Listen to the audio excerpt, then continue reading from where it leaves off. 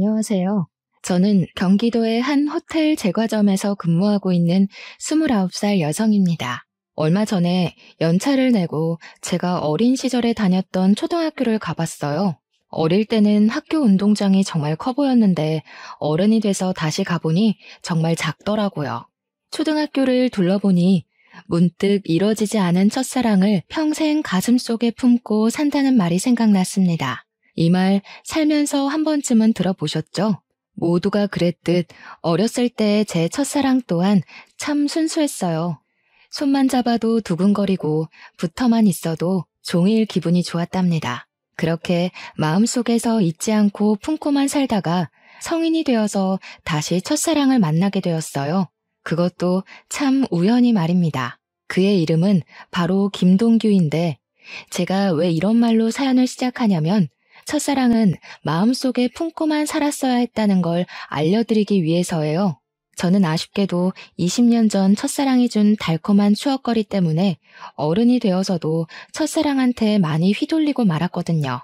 결혼은 현실이라는 말이 있듯 추억거리로는 절대 이뤄줄 수 없었던 제 결혼에 대해 여러분께 들려드리고자 합니다. 동규와 저는 초등학교 때 서울의 같은 동네에서 살면서 가족처럼 지냈던 사이였습니다. 부모님들도 서로 알 정도로 친했고 학교 끝나면 저와 동규는 매일 온 골목길을 뛰어다니며 놀았어요. 그러다가 배고프면 우리 집이든 동규네 집이든 어디든 들어가서 밥을 먹고 또 놀곤 했습니다. 우리는 매일 싸웠지만 그래도 없으면 또 허전해지고 보고 싶은 그런 존재였답니다. 그때는 지금처럼 핸드폰이 있는 것도 아니었고 재미난 게임기가 있는 것도 아니었는데 그냥 동규와 시간을 함께 보낸다는 것 자체가 마냥 즐겁고 행복했던 것 같아요. 우리는 정식으로 사귀는 사이는 아니었지만 친구들은 모두 우리가 사귄다고 생각했고 우리 또한 그것을 딱히 부정하지 않았어요. 그냥 자연스럽게 서로 좋아하는 사이가 되었고 학교가 마치고 저녁 시간 전까지 매일매일을 함께 보냈답니다. 그렇게 매일 놀다가 제가 경기도로 이사를 했어요.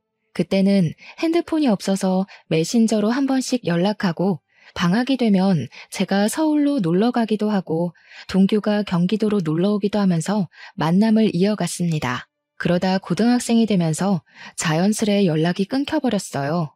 제가 고등학교 2학년 때였습니다. 처음에 경기도로 이사 왔을 때는 집이 30평대 아파트였는데 이사하더니 20평으로 또 이사하더니 10평대의 빌라에서 살게 되었습니다. 알고 보니 아버지가 사업한다고 경기도까지 왔는데 사업이 잘 풀리지 않아 경제적으로 몹시 어려운 상태가 되었어요. 가정 형편이 점점 어려워지더니 언제부턴가 아버지는 매일 집에서 술만 드셨고 하나뿐인 딸인 저에게는 아무 관심이 없었습니다. 부모님은 하루가 멀다고 돈 때문에 매일 싸우시더니 결국 이혼을 하시게 되었고 저는 엄마와 함께 살게 되었답니다. 엄마와 저 둘이 살면서 경제적으로 정말 많이 힘들어지게 되었습니다. 엄마는 저한테 집안 걱정하지 말고 공부 열심히 해서 대학 가라고 하시며 본인은 식당에서 밤 늦게까지 일하셨어요. 다행히 식당 사장님이 너무 좋으신 분이라 엄마에게 이것저것 정말 많이 챙겨주셨습니다. 명절 때 되면 두둑한 보너스에 딸과 먹으라고 한우까지 다른 직원들 몰래 준비해 주셨어요. 저는 그런 사장님과 엄마의 든든한 지원으로 열심히 공부해서 고등학교 때 성적이 항상 전교 10등 안에 들 정도로 우수했습니다. 성적으로만 본다면 수도권의 대학교 원하는 과에 충분히 갈 수 있었죠. 그런데 대학교가 공부만 잘한다고 갈 수 있는 곳이 아니더라고요.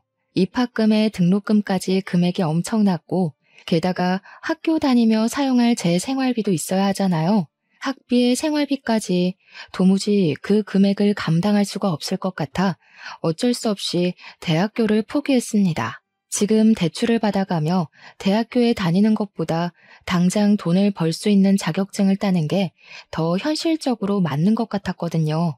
사실 저는 어릴 때부터 빵을 좋아했고 중학교 때부터는 간단한 빵을 직접 만들 수 있었기에 이런 저의 특기를 살려 제과제빵 자격증을 땄습니다. 그리고 바로 집 앞에 개인 베이커리점으로 취업을 하게 되었어요.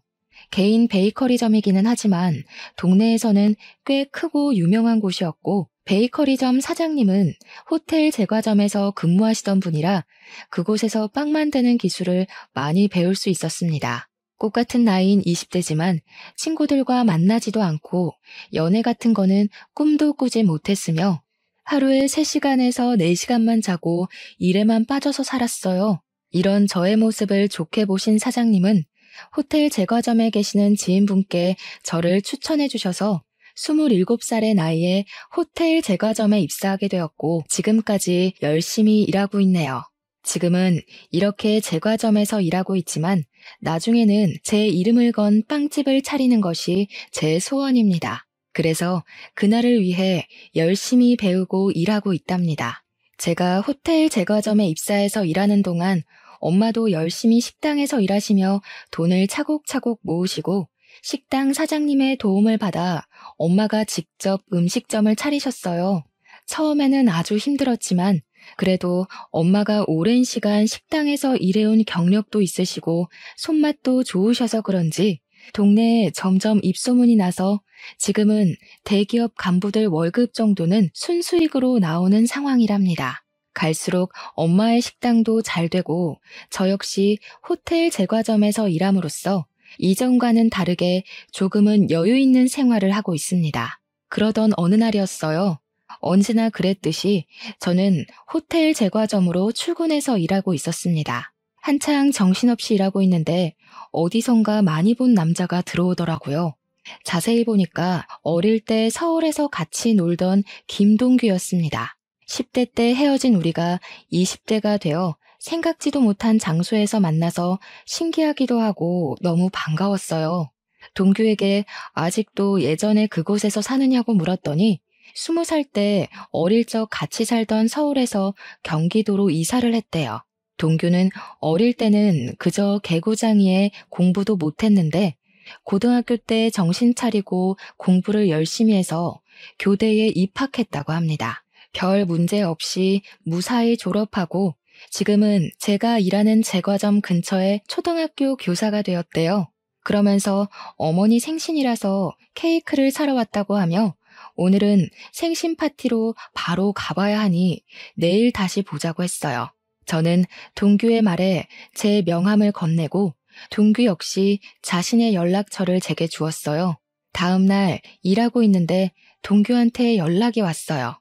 어제 만나서 반가웠고 케이크를 직접 만든 거냐고 너무 맛있었다고 하면서 맛있는 케이크 만들어 주었으니 오늘 저녁밥을 사겠다고 했습니다. 저녁에 저도 별일 없었기에 우리는 퇴근 후 만나기로 했어요. 평소에는 잘만 흘러가던 시간이 그날은 느리게 흘러갔습니다. 1년 같은 하루가 지나 퇴근하고 만나기로 한 식당으로 향했어요. 동규는 학교에서 바로 와서 정장을 입고 있었습니다. 어릴 때 동규는 그저 개구쟁이였고 통통했는데 성인이 된 동규는 외모도 깔끔하고 키도 크고 참 멋져 보였어요. 반면에 저는 온종일 빵가루 묻히며 일해서 옷도 펑퍼짐하고 신발도 운동화 차림이라 뭔가 부끄럽더라고요. 지금 어디서 살고 있냐고 물어보니 동규는 우리 집에서 30분 거리에서 살고 있었습니다. 그날 우리는 간단히 맥주를 한잔하며 그동안 살아온 이야기를 했어요. 동규는 우리 부모님이 이혼했다는 소리를 듣고 놀라기도 하고 그동안 힘들었겠다며 위로를 해주었습니다. 아버지 없이 엄마와 둘이 사는 그 심정을 누구보다 잘 안다고 하며 동규 역시 엄마와 둘이서만 살고 있다고 했어요. 어쩌다가 그리 됐냐고 물으니 동규의 아버지는 동규가 20살 때 회사에서 일하시다가 사고로 갑자기 돌아가셨다고 합니다.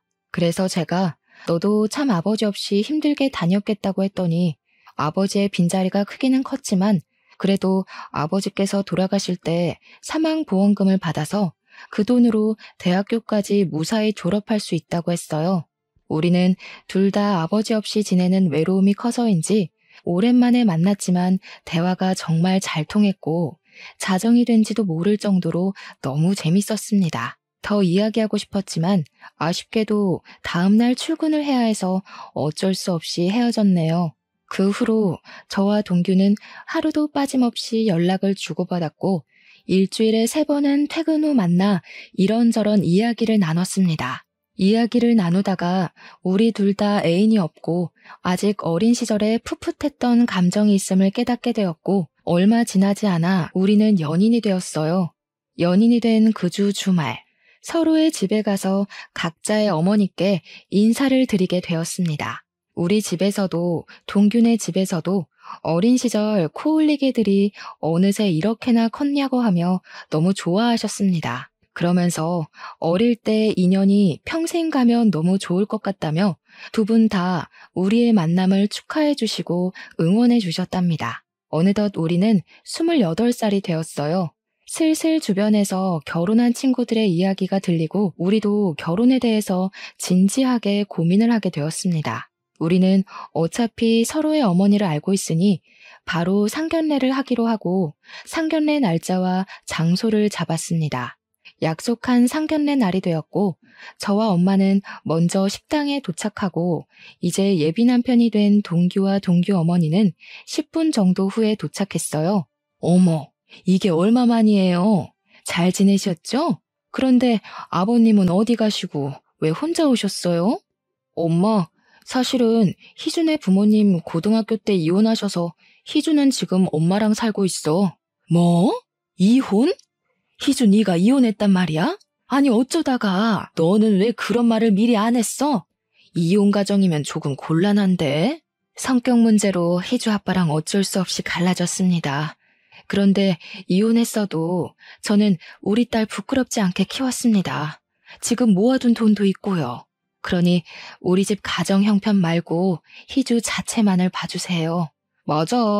엄마도 어릴 때 희주 엄청 야무지다고 좋아했잖아. 그리고 솔직히 우리도 아버지 돌아가셔서 안 계시는데 그럼 똑같지 뭐. 안 그래? 얘는 아버지가 사고로 어쩔 수 없이 돌아가신 거랑 부모님이 싸워서 이혼한 거랑 같니? 그리고 어릴 때 야무지다고 해도 결혼 생활은 또 다르지. 참, 저번에 집에 왔을 때 물어본다는 거 깜빡했는데 너 대학교는 어디 나왔니? 저 사실은 대학교는 가지 못했어요. 대신에 20살부터 계속 제과업계에서 경력 쌓아서 지금 호텔에서 근무하고 있는 겁니다. 뭐야, 그럼 고졸이야? 우리 집은 나, 먼저 하늘에 간 우리 남편, 우리 아들까지 셋 다 대졸인데 말이야. 너랑 동규랑 결혼하면 우리 집에서 너만 고졸이네. 고졸의 이혼 가정이라. 일단 알겠다. 그리고 희주 어머니, 혹시 희주 결혼하면 어떻게 하실 작정이세요? 혼자 사시는 거죠? 어떻게 다 큰 아이들과 같이 살아요. 그리고 저는 식당 운영해야 해서 같이 있을 시간도 없습니다. 동규 어머니, 우리 희주 비록 이혼 가정에서 자라기는 했지만 아버지의 빈자리가 느껴지지 않게 최선을 다해 사랑을 듬뿍 주며 키웠습니다. 그러니 걱정하지 마시고 우리 아이들의 연이 오래되기도 했고 서로 좋아하니 희주 이쁘게 봐주세요. 예비 남편이 미리 저에 대해 말하지 않았는지 예비 시어머니는 제가 고졸의 이혼 가정에서 자랐다는 사실을 아예 몰랐습니다. 예비 시어머니는 상견례장에서 모든 사실을 알게 되자 매우 당황해하며 저를 대놓고 마음에 들지 않아 하셨어요. 그리고 이야기하다가 혼수와 신혼집 이야기가 나왔습니다. 신혼집은 예비 시댁에서 신혼집 혼수는 우리 집에서 장만하기로 하고 예단비 같은 것들은 서로 주지도 말고 받지도 말자고 했어요. 그리고 저와 예비 남편의 일정에 맞춰서 4개월 뒤에 결혼식을 올리기로 날짜를 잡았습니다. 그렇게 상견례는 끝이 났어요. 상견례 후 예비 남편은 친구들에게 우리가 결혼한다고 자랑을 하고 싶다고 했습니다. 예비 남편은 서울에서 고등학교까지 다녀서 꾸준히 초등학교 동창회 모임을 나갔고 여전히 초등학교 동창들과 아직도 연락하고 지냈습니다. 예비 남편은 다음 주 주말에 친구들과 만나기로 약속을 잡겠다고 하며 저한테도 같이 서울에 가자고 했어요. 저 역시 어린 시절 친구들이 보고 싶어서 알겠다고 했네요. 약속한 다음 주 주말, 설레는 마음으로 초등학교 친구들을 보러 갔어요.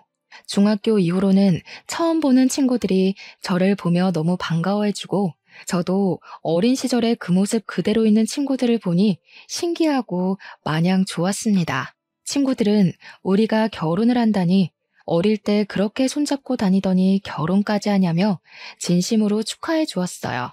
친구들은 결혼식에 꼭 갈 테니 청첩장 나오는 대로 연락 달라고 하고 신혼집 정리되면 집들이 하라고 상화였습니다. 우리는 너무 반가워하며 밤늦게까지 신나게 놀다가 지하철 막차를 타고 겨우 집으로 들어갔어요.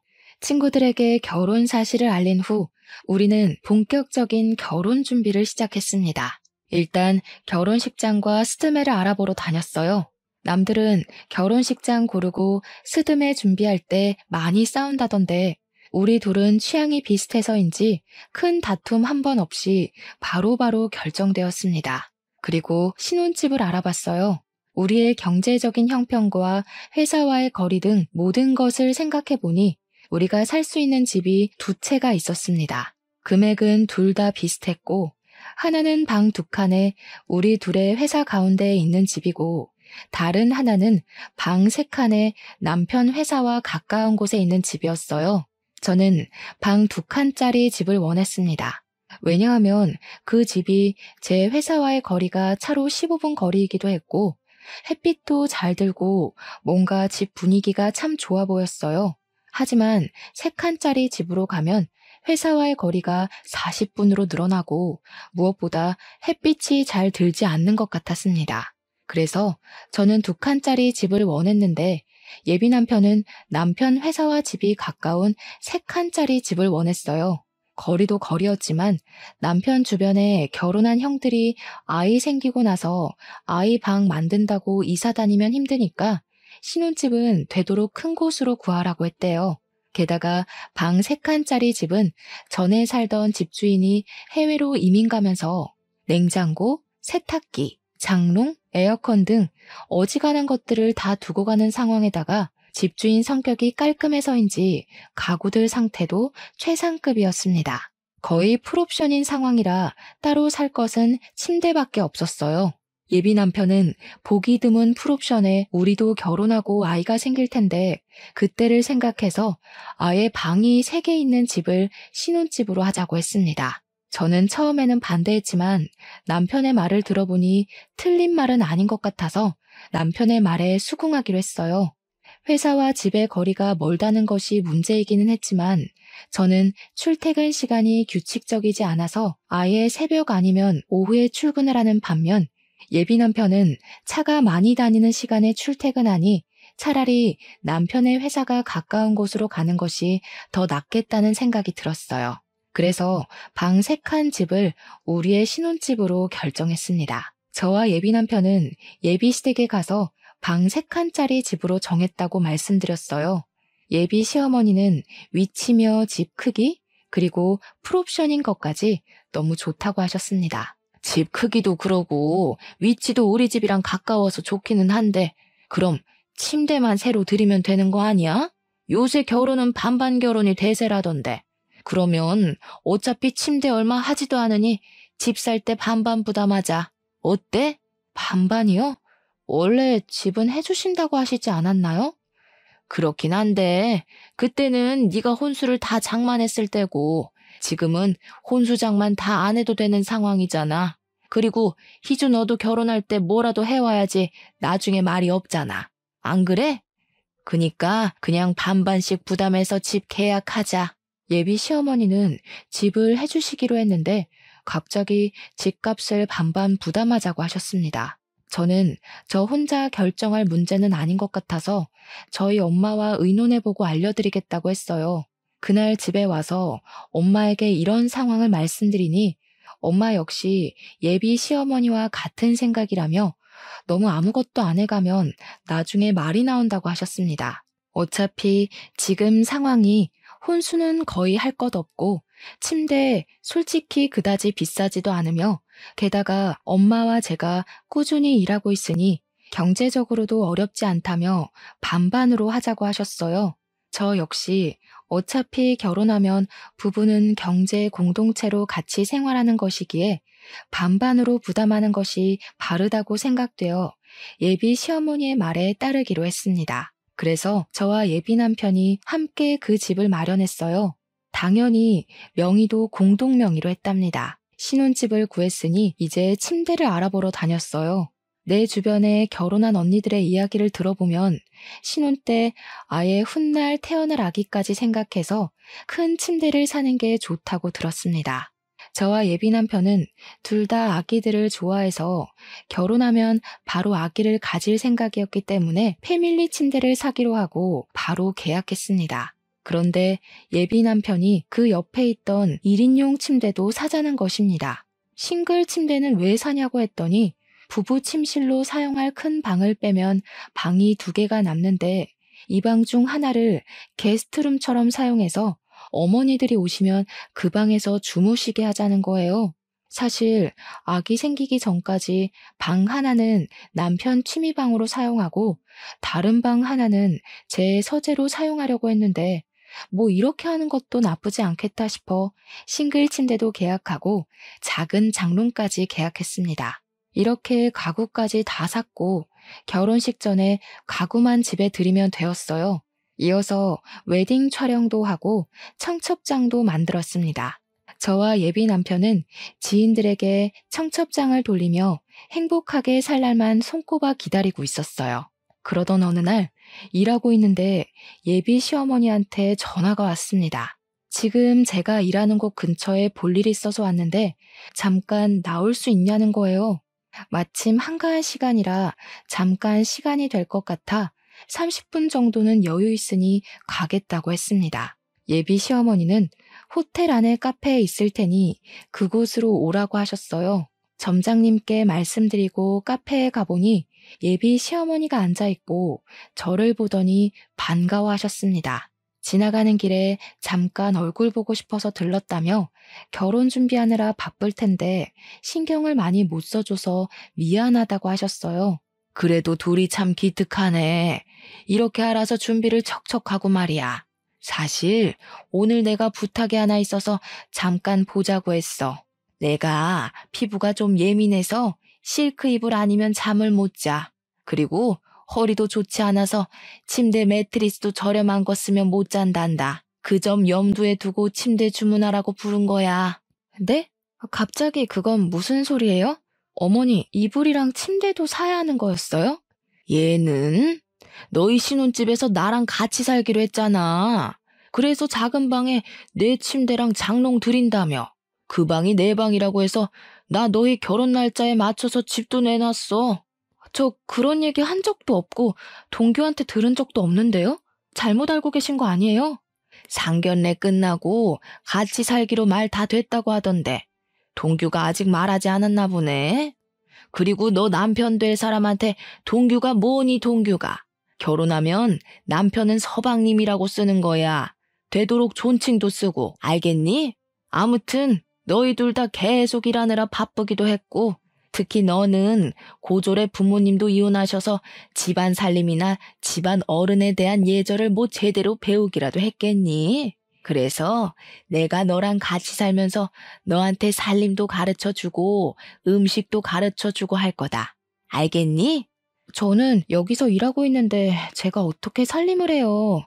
게다가 요새는 굳이 직접 살림하지 않아도 청소는 로봇 청소기가 하고 믿을 만한 반찬 가게도 많이 있어요. 음식도 거기서 사 먹으면 훨씬 더 저렴하고 좋아요. 이거 아주 무식한 소리라네. 이래서 여자들도 다 대학을 나와야 하고 자란 환경을 다 봐야 한다니까. 이렇게 나이 먹은 나도 대학교를 나왔는데 너는 대학교도 안 나오고 도대체 뭐 했니? 아유, 답답해. 예, 대학교가 공부만 하는 곳이 아니야. 사회생활도 배우고 인성도 배우고 하는 곳이란다.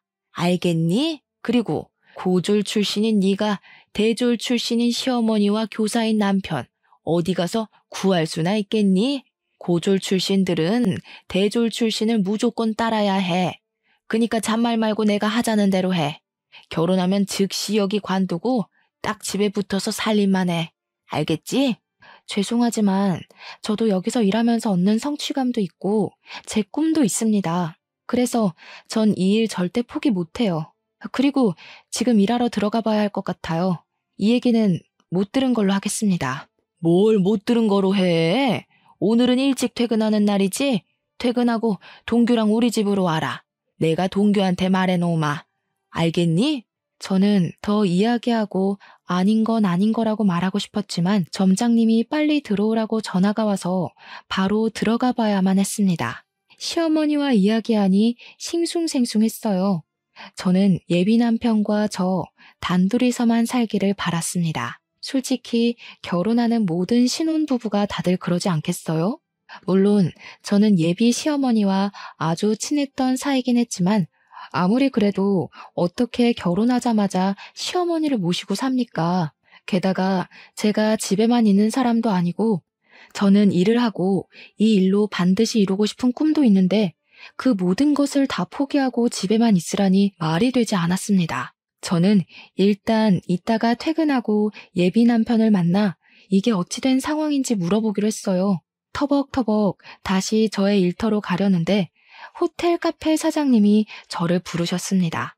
카페 사장님은 호텔에서 오며 가며 친해진 사이예요.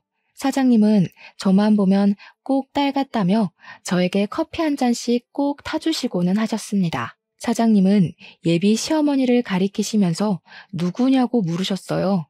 저는 저의 예비 시어머니라고 했더니 사장님은 혹시 이순자 씨 아니냐는 거예요.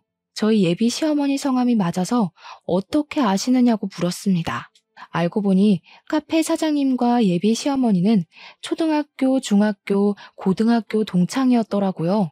그러면서 어릴 때는 그렇게 찢어지게 가난하더니 커서 성공했나 보다고 하며 예비 시어머니의 과거를 이야기해 주셨는데 저는 정말 뒤통수 한 대 맞은 기분이었습니다. 예비 시어머니는 어릴 때 찢어지게 가난했고 예비 시어머니의 부모님은 시장 구석에서 선짓국밥을 하셨다고 합니다.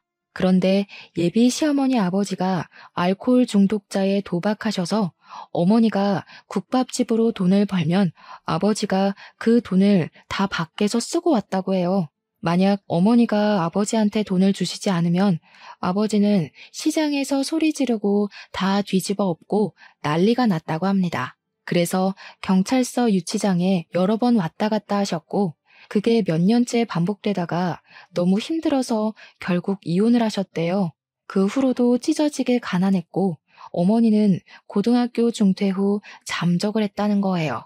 분명히 저한테는 방금 어머니가 대학교에 나오셨다고 하셨는데 사장님은 고등학교를 중퇴하셨다고 하니 이게 무슨 소리인가 싶었습니다. 카페 사장님께 그럼 어머니가 대학교는 다니셨냐고 했더니 고등학교 졸업도 못했는데 대학교에 어떻게 가냐고 하셨어요. 아마 돈이 없어서 대학교 구경도 못했을 거라고 했네요. 그렇게 힘들게 살던 사람이 여기 호텔 카페도 다오고 정말 성공했나 보다고 했습니다. 카페 사장님의 말씀을 정리해보면 예비 시어머니는 저처럼 이혼 가정에 찢어지게 가난하게 자라서 대학교 입학조차 하지 않았던 것입니다. 그러면서 저한테는 이혼 가정에서 자랐고 제가 고졸 출신이라고 그렇게 무시를 했던 거였어요.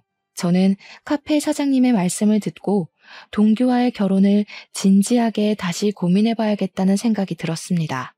저와 아무 상의 없이 시어머니가 우리 신혼집에 사신다는 것도 황당한데 시어머니는 본인이 이혼 가정의 고졸 출신이면서 저를 그렇게 무시하신 것이잖아요. 어릴 때부터 봐서 저를 딸처럼 잘 대해주실 것이라 믿었는데 어머니에 대한 배신감과 충격이 꽤 컸습니다. 이날은 정말 무슨 정신으로 일했는지 모르겠네요. 넋이 나가서 일한 후 퇴근 시간이 되어 예비 남편이 호텔 앞으로 왔어요. 저는 예비 남편의 차를 타고 예비 시댁으로 향했습니다. 예비 남편의 차에서 어머니께서 우리와 같이 사는 것으로 알고 계시던데 어찌 된 거냐고 물었어요. 내가 저번에 말하지 않았나? 그때 싱글 침대 둔다고 했던 작은 방 있잖아. 그 방 우리 엄마 방이야. 엄마랑 같이 살면 좋지 뭐. 솔직히 너도 일하고 나도 일해서 집안 청소해줄 사람도 없는데 엄마가 집안일도 좀 봐주고 그러다 아기 생기면 아이도 좀 봐주시고 하면 좋지. 안 그래? 다른 문제도 아니고 어머니와 같이 사는 문제를 왜 나한테 의논 하나 없이 그렇게 막무가내로 진행해? 그게 너랑 의논까지 할 문제야? 어차피 너도 우리 엄마 불편하게 생각하지 않잖아. 그리고 너랑 우리 엄마 사이가 보통의 고부 사이야? 우리 초등학교 때 생각 안 나? 너 뛰어놀다가 흙 묻고 넘어져서 오면 너 씻겨주기까지 했는데 같이 사는 게 뭔 문제야? 그냥 엄마처럼 생각해. 그리고 나 결혼하면 엄마 이제 혼자 사시는데 어떻게 따로 살아? 내가 유일한 아들인데. 그럼 우리 엄마도 같이 살아. 우리 엄마도 이혼하시고 혼자잖아. 나도 엄마의 유일한 딸이니까 그래도 되는 거지? 방 3개니까 한 개는 우리 쓰고 작은 방 2개 중에 하나는 우리 엄마, 다른 하나는 너희 엄마 쓰시게 하면 되겠네. 뭐? 어떻게 사돈이 같이 한 지붕에서 사냐? 듣기만 해도 세상 불편하네. 너네 엄마는 우리 집에서 살아도 되고 우리 엄마는 우리 집에서 살면 안 되냐? 게다가 이 집이 너 혼자 마련했어? 나도 절반은 마련했어. 그리고 집에 들어간 침대, 장롱은 다 내가 산 거 알지? 이 집에 대한 지분 나도 적어도 절반은 있어. 그니까 너네 엄마 모시고 살려면 우리 엄마도 모시고 살아. 저와 예비 남편은 예비 시댁으로 가는 길 내내 싸웠습니다. 그렇게 서먹해진 채로 예비 시댁에 들어갔어요. 예비 시어머니는 소파에서 팔짱을 딱 꼬고 화가 잔뜩 난 채로 앉아 계셨습니다. 그리고 예비 시어머니 앞에는 종이 한 장이 놓여 있었어요. 종이에는 제가 결혼하면 같이 살면서 해야 할 일이 적혀 있었습니다. 예비 시어머니는 제가 오자마자 저한테 종이를 던지셨어요. 내용을 보니 예비 남편 집의 제삿날 친척들의 생신이 쭉 적혀 있더라고요. 봤니?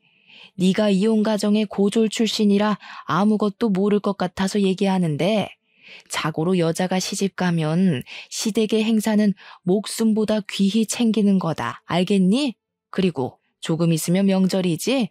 명절날에는 친정에 갈 생각 추호도 하지 말아라. 출가 외인이라고 들어봤지? 고졸 출신이라 모르나? 시집간 딸은 남이라는 뜻이야. 이제 친정은 못 가. 그리고 만약에 내가 아프면 나 요양원에 보낼 생각하지 말고 평생 네가 날 돌봐야 한다. 그게 며느리고 여자야. 알겠니? 글쎄요, 이건 아닌 것 같은데요. 옛날에야 남자가 집도 해주고 경제적으로 도움을 주니까 그렇게 살아왔지만 이제 시대가 변했어요. 여자도 같이 일하고 집도 같이 준비해오는 마당에 왜 여자라는 이유로 이렇게까지 해야 하죠? 저는 그렇게 못 삽니다. 뭐? 그게 지금 말이라고 하는 거니? 어릴 때는 야무지고 똑똑했던 애가 이혼 가정에서 자라서 멍청해졌네.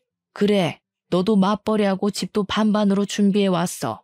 그래도 넌 고졸 출신이야. 태생이 고졸이라고. 지금 조건을 비교해봐라. 네가 우리 동규처럼 좋은 대학을 나왔니? 아니면 집안이 좋기를 하니? 고졸 출신의 이혼 가정에서 자란 너 따위가 대졸 출신인 시어머니와 교사인 우리 동규 같은 좋은 신랑감 어디 구할 수 있을 것 같아? 그니까 잔말 말고 고졸 출신인 너는 대졸 출신인 내 말을 무조건 따라야 해. 결혼하면 같이 살고 너는 회사 관두고 집에서 나한테 집안일 배워라. 알겠니? 자꾸 저한테 저는 고졸 출신이고 어머니는 대졸 출신이시니 어머니의 말씀을 따르라고 하시는데 어머니, 대학교 졸업장 한번 보여주실 수 있으세요? 저 어머니 대학교 나왔다고 말만 들었지 증거는 하나도 못 봐서요. 졸업장이 없다면 졸업 사진이라든가 아무튼 뭐든 좋으니 대학교 나오신 증거물 하나만 보여주세요. 뭐라고? 내가 방금 막 대학을 졸업한 것도 아니고 몇십 년 전인데 그런 증거물이 어디 있겠니? 그냥 어른이 나왔다고 하면 그런가 보다 하면 되지. 무슨 증거를 찾고 난리야? 어머니, 요새는 폐교한 대학교 졸업 증명서도 다 뽑을 수 있어요. 맘만 먹으면 동사무소에 가서라도 아니면 인터넷으로도 졸업 증명서 발급받을 수도 있는데 한번 해볼까요? 어머니 대학교 어디 나오셨어요? 얘가? 내가 설마 대학교 나온 거를 거짓말할 사람으로 보이니? 이게 진짜 정신 나갔나? 지금 시모한테 대들어? 어머니, 사실 아까 어머니와 제가 있던 그 카페 사장님이 어머니의 초등학교, 중학교, 고등학교 동창이시더라고요. 어머니 성함도 잘 알고 계시던데요. 저 그분한테 어머니의 학창시절 다 듣고 왔습니다. 어릴 때 어머니 집안이 시장에서 선지국밥집을 하셨고 어머니 역시 저와 똑같은 이혼 가정이시더라고요. 게다가 대졸은 무슨 고등학교도 졸업을 못 하셨던데 만약에 제가 알고 있는 이 사실이 아니라면 대학교 다니셨던 증거 내일까지 보여주세요. 동사무소 가셔서 신분증 보여주시면 아마 뽑아줄 겁니다. 이게 다 무슨 소리야? 엄마 동네에서 공부 제일 잘해서 동네에서 유일한 대졸자 아니었어? 할아버지가 일찍 돌아가셔서 힘들었지만 공부는 제일 잘해서 장학금 받고 대학교도 졸업했다면서. 장학금은 무슨? 할아버지는 알코올 중독에 도박으로 할머니와 이혼하시고 고등학교도 중퇴하셨대.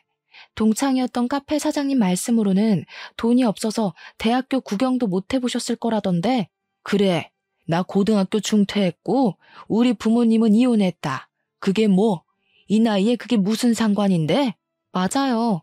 어머니가 어떤 환경에서 자랐고 학벌이 좋든 말든 상관없죠. 저도 어머니가 대졸이든 중졸이든 초졸이든 아무 상관없고 어머니가 이혼 가정에서 자라시든 말든 상관없어요. 그렇지만 적어도 거짓말은 하지 마셨어야죠. 그리고 어머님 본인처럼 이혼 가정에서 자란 예비 며느리를 그렇게 무시하고 싶으셨어요? 한 가지 더. 아까도 말했듯이 신혼집 장만할 때 저도 반 보탰습니다. 게다가 혼수도 제가 다 장만했는데 제가 왜 어머니를 모시고 살아야 해요? 저는 그리 못 삽니다. 야, 그냥 같이 살면 되지. 그게 그렇게 어려운 일이야? 그럼 네가 모시고 살아. 너는 너네 엄마 모시고 살고 나는 우리 엄마 모시고 살면 되겠네. 그냥 그렇게 하자. 우리 결혼이고 뭐고 다 취소하고 그냥 따로 모시고 살자. 이미 친구들이며 직장 동료들한테 청첩장 다 뿌렸는데 인제 와서 이럴 거야? 어떻게 결혼을 취소해? 너는 결혼 앞두고 파혼했다 하면 안 부끄럽겠니? 그래도 이혼보다는 파혼이 100배는 낫지. 나는 너네 엄마의 허언증이랑 이 상황이 뭐가 문제인지도 모르는 너와 함께 못하겠다. 우리 그냥 이쯤에서 끝내자. 그 길로 저는 예비시댁에서 나왔습니다.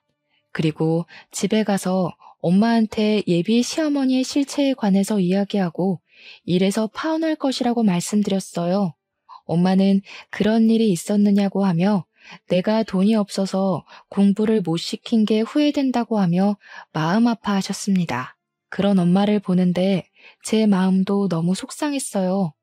엄마는 더 좋은 인연이 있을 테니 지금은 마음 정리 잘하라고 하셨습니다. 다음 날, 그날은 제가 쉬는 날이라 엄마 가게에서 엄마를 도와주고 있었어요. 같이 채소를 다듬고 있는데 예비 시어머니와 예비 남편이 들어왔습니다. 야, 너는 어제 그렇게 말하고 그냥 가버리면 다야? 그래, 나 중졸에 찢어지게 가난한 이혼 가정이다. 어쩔래? 이런 시모라서 지금 무시하는 거야? 그래서 파혼하겠다는 거냐고? 저는 어제도 말씀드렸듯이 어머니의 학력이 어떻든 어린 시절 어떻게 사셨든 상관없어요. 그런데 자꾸 저한테 거짓말하시고 저한테 어머니를 모시고 살라고 하시며 부당한 것들을 요구하시는데 말이 되나요? 그게 왜 말이 안 돼? 우리 엄마 너 진짜 딸처럼 생각했어. 그래서 딸처럼 곁에 두고 잘 챙겨주겠다는데 그게 뭐? 딸처럼 생각한다는 분이 잘 다니는 회사 관두고 집에 와서 집안 살림하라고 하냐? 그리고 제사에 생일까지 다 챙기고 벌써 출가회인 타령하시는 게 정상이야? 게다가 어머니 아프시면 요양원 보내지 말고 무조건 모시라고? 명절 때는 친정에 갈 생각도 말고? 그게 말이 돼? 세상 천지에 자기 딸한테 결혼했다고 잘 다니던 회사 관두고 집에 들어와서 살림하라는 엄마가 어딨니? 명절날에는 출가 외인이니 친정에 오지도 말라는 엄마가 어딨어? 이게 배우지 못한 티를 내나 여자는 당연히 그래야 하는 거 아니야?